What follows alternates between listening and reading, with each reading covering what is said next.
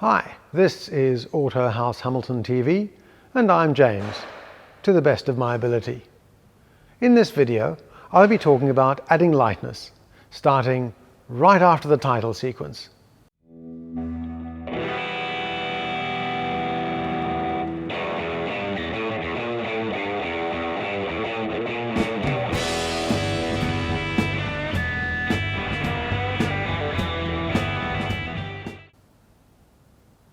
This is a public service announcement. This video is full of ideas. Some of them may be sensible, but most of them probably are not. Think very carefully before implementing any of them and make sure that I am talking sense and that you know what you are doing. Although I will be maintaining a mostly straight face throughout this video, I will be avoiding any and all responsibility in a fashion that is positively presidential.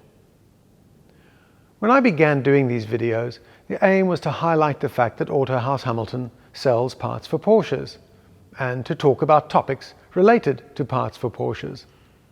But I've given myself a pretty loose rein in the topics that I've covered, and this will probably be the loosest rein I've given myself yet, because I will mostly be talking about subtracting things from your car. The focus is mostly on classic 911s, but the principles, if they apply at all, will apply to all cars. As a terminology geek, I should also point out that I will be using the term weight when technically it's mass.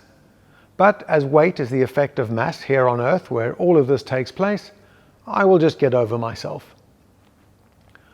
When you think of lightweight cars, the obvious example is Lotus.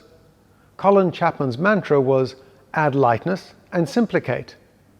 It's a good approach for reasons which will become clear in a little while, but be wary of over-idolizing Colin Chapman, because his idea of the perfect race car was one which won its race and then immediately collapsed in a heap.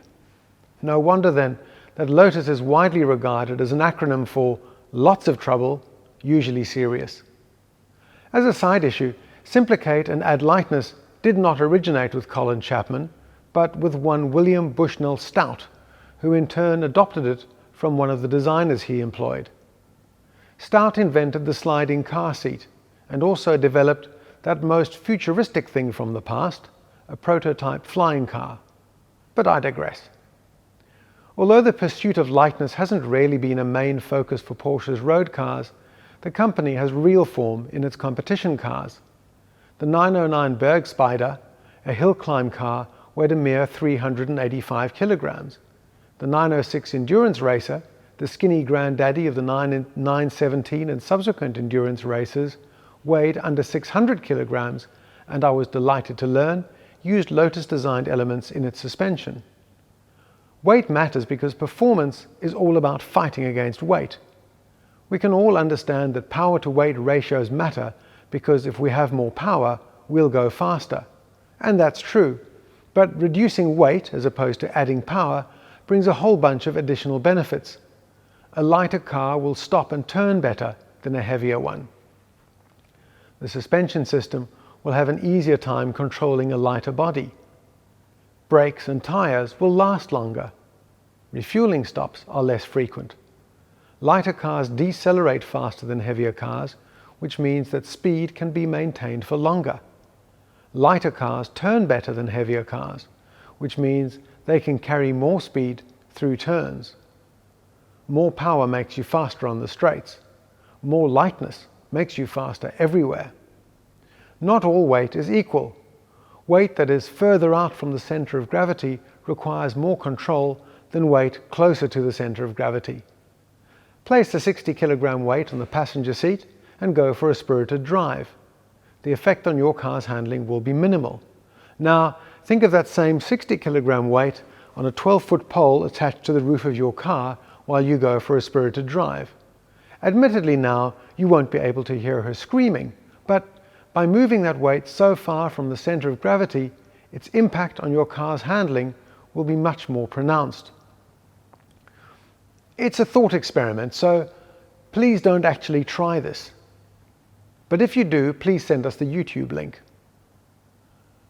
Unsprung weight is more important than sprung weight. Unsprung weight is simplistically the suspension and everything hanging off it. Sprung weight is everything inboard of the suspension. Reducing unsprung weight has all of the advantages of reducing any other weight, but also improves handling by making the suspension's job easier. Weight that revolves is more important than weight that does not revolve. This is why lightweight clutches, flywheels and wheels are a big deal. These spinning things have the inertia involved in getting them to spin, as well as the inertia involved in accelerating them in a linear fashion. A car with a lightweight clutch and flywheel feels more responsive than one without, because less energy is required to spin up the clutch and flywheel, so the engine feels zingier. A lighter clutch and flywheel doesn't let the engine make more power, it just lets you get to the power faster. So much for the generalities. Now, what can we do to make your classic 911 lighter? Bear in mind, these suggestions will also make your car harder to live with, less practical, and as a bonus, may contravene local traffic regulations, common sense, and good taste. The obvious thing to do is to remove the air conditioning system. It places weight in all the wrong places for not much cooling effect. And while you're at it, get rid of the stereo that you never use anyway. Get rid of the spare wheel. A membership card for a roadside assistance service is a lot lighter. Even a bottle of tire sealant goo and a small compressor is much lighter than a spare wheel. Fit lighter wheels, and for full nerdiness, consider the weights of different tire options. Bear in mind that changing the effective circumference of your wheel and tire combination will have an effect on final drive and also on your speedometer reading. Fit a lightweight flywheel and clutch. This also gives you the added benefit of stalling like a fresh L-plater until you get used to the new setup. Remember what your car's battery is made of? Lead and acid. You shouldn't drop acid, but you can definitely drop the lead. Dump that overweight early 20th century lead acid battery for a modern lightweight battery. Do you want more less? We're just getting started here. Get rid of those lardy factory seats and replace them with lightweight motorsport seats. Rear seats? Get rid of them altogether. Dump the carpets and get rid of the sound deadening beneath them. Scrape off all the body seal from underneath the car. At this point, your car is probably a mighty unpleasant place to be, but why stop now? Get rid of the heavy glass windows and windscreens and fit lightweight options.